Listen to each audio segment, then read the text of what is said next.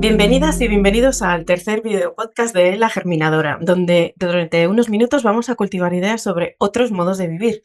Hemos hablado ya de cómo constituir una cooperativa de covivienda, de cómo funciona la gobernanza y hoy abrimos otro tema clave, que es el económico. Porque los sueños de covivienda no se levantan solo con ilusión, también hay que hacer presupuestos, crear modelos financieros y tomar decisiones acertadas. Y para hablar de recursos económicos y no solo, también de accesibilidad, de sostenibilidad, de justicia, contamos con dos súper expertas que son Flora Muñoz, responsable de gestión económica y legal de Perviura, y con Íñigo Robredo, asesor contable, fiscal y financiero de Copdema. La que os habla, Elena Sanmamede, soy traductora económica en Agrelar Consultora y en 50 Consultoras. Así que si os quedáis, os vamos a dar algunas claves para la sostenibilidad de vuestros proyectos. Y para empezar, ¿qué os parece si hablamos de cuál sería o podría ser el tamaño ideal de un proyecto de este tipo que estamos hablando de covivienda? Bueno, si quieres, Íñigo, puedo empezar yo a responder esto. Yo creo que no hay un tamaño ideal. Y además a veces se habla que hay un tamaño a partir del cual un proyecto puede no ser viable. Mm, Yo no me atrevería, o sea, obviamente, como más envergadura tenga un proyecto, más unidades de convivencia, más asegurada podemos tener su viabilidad, pero tampoco podemos decir que haya un número de unidades de convivencia a partir del cual se haga necesariamente inviable. Lo que pasa sí que nos requiere entonces poner muchísima más atención eh, en costes que igual podrían sí que repercutir en su viabilidad. Podría ser, por ejemplo, el coste del suelo y la densidad de edificabilidad que tenga ese suelo. Eso podría tener un peso muy importante que nos dificultaría el proyecto. Quizá en proyectos muy pequeños, de menos de 10, 12 unidades de convivencia o incluso menos, el nivel de autogestión por el coste que puede representar contar con una necesaria gestora que les acompañe también podría ser una dificultad.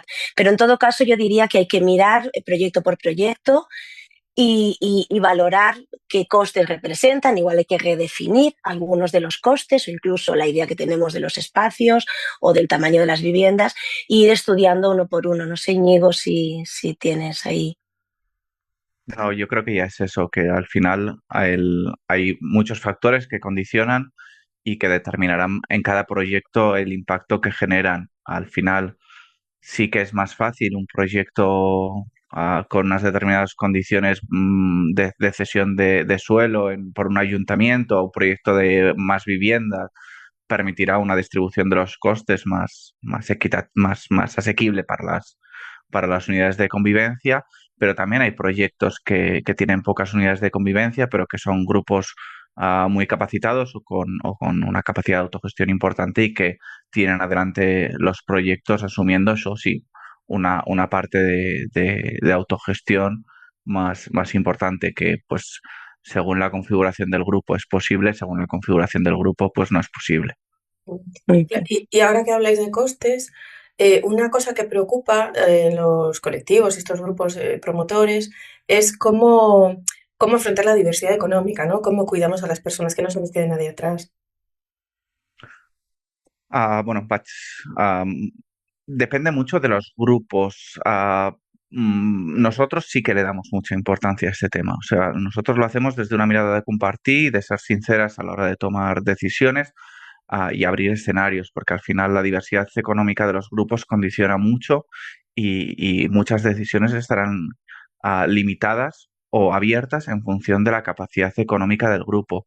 Nosotros siempre hablamos de que este modelo lo impulsamos por algo más que para garantizar el acceso a una vivienda digna y por lo tanto creemos que también es un momento para aprovechar también cambiar la forma en la que nos relacionamos y la forma en la que abordamos la cuestión económica, que es una cuestión que el sistema nos quiere llevar a una individualidad total y absoluta. Nosotras miramos las cosas desde una mirada más comunitaria, desde una mirada ah, más abierta a la solidaridad y al apoyo mutuo. Y por lo tanto creemos que es una oportunidad para introducir cambios y para poder hacer las cosas un poco diferentes a como el sistema quiere que las hagamos.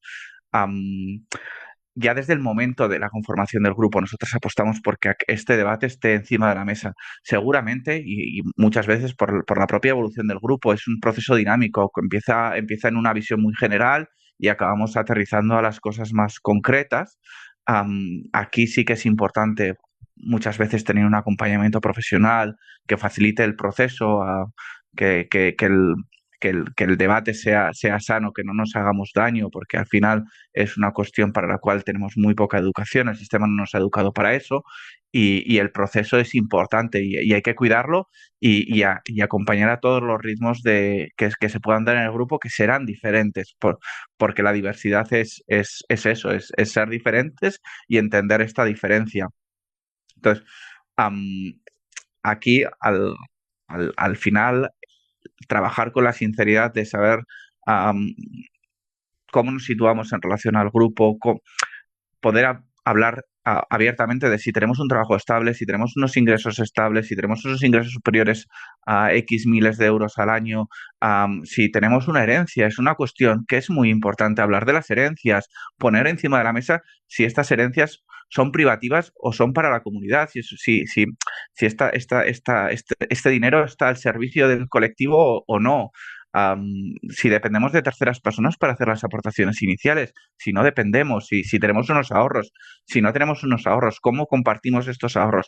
Y la propia configuración del grupo abrirá escenarios y limitará opciones o condicionará opciones, pero hablemoslo y trabajemos para poder llegar a hablar de eso con tranquilidad, con serenidad y con una mirada de construcción de grupo y de comunidad que nosotros, pues, por defecto profesional, pues miraremos siempre el coste y el valor de reojo, pero que lo hagamos con sinceridad y con comodidad y en un proceso trabajado y que sea interesante para el grupo y que nos Y sirva ahí, para... sí, y ahí Claro. estás ya entrando en el plan de viabilidad, ¿no? ¿Cómo se haría ese estudio de viabilidad? ¿De quién lo hace? ¿Cómo?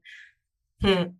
Bueno, sí, no, y en relación un poco a lo que decía Íñigo, que has dicho dos cosas muy, muy importantes, ¿no, Íñigo? Que esta necesidad a veces el mismo modelo está pensado y permite esta toma de decisiones en común, el no dejar a nadie fuera y detrás. Y esta necesidad a veces de tener una entidad que pueda acompañarnos en estos procesos que no son fáciles y que son complejos. Y ahora tú nos preguntabas, Elena, pues también, y luego, pues la otra parte de la economía, el plan de viabilidad, que no tiene solamente que ver a veces con números, tiene que ver con acompañamientos de toma de decisiones. En el caso del plan de viabilidad, en general, ¿quién lo hace? Pues lo suele hacer una gestora, una entidad profesional que nos está acompañando. Hay grupos, vamos, y de hecho yo creo que es necesario, especialmente en grupos más complejos, que exista una gestora detrás que pueda hacer este plan, y no el plan de viabilidad, sino muchos planes. Los planes de viabilidad es un instrumento que tendremos que estar haciendo y rehaciendo y actualizando a lo largo de todo el proceso. Sí que quizá hay tres momentos clave en que el plan de viabilidad va a ser muy necesario y va a tener muchísima presencia. En el momento inicial del proyecto, el plan de viabilidad nos va a poder un poco constatar dónde nos metemos y justamente la viabilidad de dónde nos estamos metiendo, pero no nada más para constatar esta viabilidad, va a ser un instrumento para la toma de decisiones, para hablar con el grupo, las expectativas, reajustarnos, qué esperábamos, qué vamos a poder hacer, con qué recursos. Va a ser un instrumento de toma de decisiones y también va a ser, casi dijésemos, un instrumento con una vocación didáctica, de explicar nuestro modelo y de conocerlo entre todos y compartirlo. O sea que ese primer plan de viabilidad no, va a ser una parte muy importante de todo el proceso. Luego hay un segundo momento importante también, que es cuando entramos con el mundo de las entidades financieras y vamos a necesitar financiación. Ahí vamos a tenernos que adaptar a un plan de viabilidad con los criterios de riesgo, las formas y el contenido de una entidad financiera. Y ahí vamos a estar en un proceso cuando ya tenemos estas estimaciones muchísimo más concretas y ya tenemos una licencia obtenida, un proyecto redactado con seguramente un presupuesto de la constructora cerrado y ahí pues vamos a tener que también presentar este plan de viabilidad ante las entidades financieras. Y luego ya tenemos ya el momento de la verdad, que es cuando empieza la obra y ahí tendremos también que validar y reajustar en función de la realidad que nos vamos encontrando. Entonces, y ahí además en todos ellos la tesorería también forma parte de nuestra viabilidad, muy importante, especialmente en la obra vamos a tener con una tesorería que también vamos a tener que prestarle muchísima atención. Yo creo que estos son los 3 momentos, pero vamos, lo que decíamos, planes de viabilidad van a haber y van a haber muchos, y forma parte también del mismo proceso esta resiliencia de saber que vamos a vivir siempre con un cierto grado de incertidumbre, con un cierto grado de reajuste permanente y de decisiones compartidas con criterios y con información compartida. Y este plan de viabilidad del que habláis, del que estamos hablando, y el modelo económico como que se retroalimentan de alguna manera, ¿no? ¿Qué va primero, el huevo o la gallina, ¿no? El modelo económico, ¿cómo hablaríais vosotras? ¿Qué tipologías podemos tener? ¿O qué ventajas y Ah, desventajas de cada una de ellas? depende, o sea, el modelo económico se construye a medida que se construye el grupo. O sea, es una aportación, una acumulación de usos y costumbres del grupo. Por lo tanto, claro, nosotros no creemos que haya 1, 2, 3, 4, es que son infinitos los modelos económicos que hay y dependerá mucho del grupo y de su conformación, de su evolución.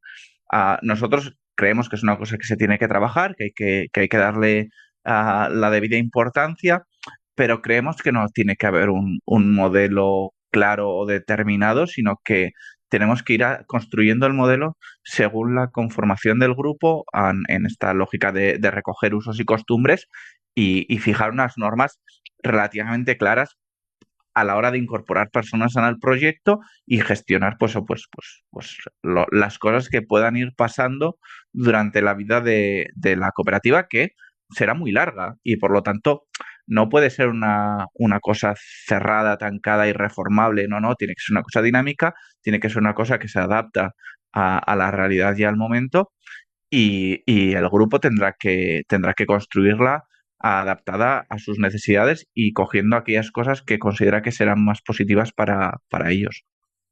Claro. Y antes de que dejemos esta charla tan interesante, ¿queréis hacer algún apunte sobre financiación? Así, breve, rápido, que os parezca interesante.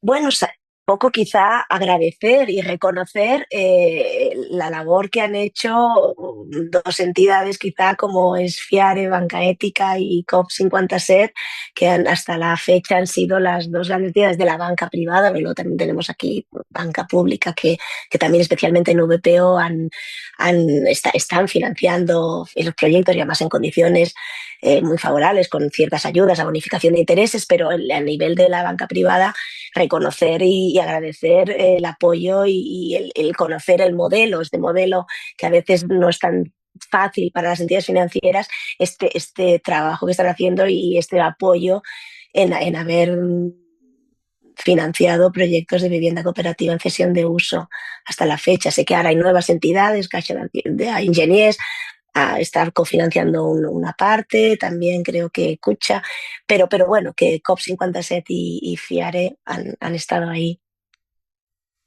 Genial, pues muchas gracias, Flora e Íñigo, por ayudarnos con vuestra mirada experta a hablar de economía, pero no de esa de los mercados, sino de la que sostiene la vida y la economía que está al servicio de los cuidados, de la colectividad y de las personas. Con esto acabamos este podcast. Recordad que estos proyectos comunitarios no se sostienen solos y que la verdadera riqueza de una covivienda no está solo en el dinero, sino que también hay cómo se decide, cómo se distribuye. Y nos vemos y escuchamos en el siguiente video podcast temático de La Germinadora. Hasta pronto.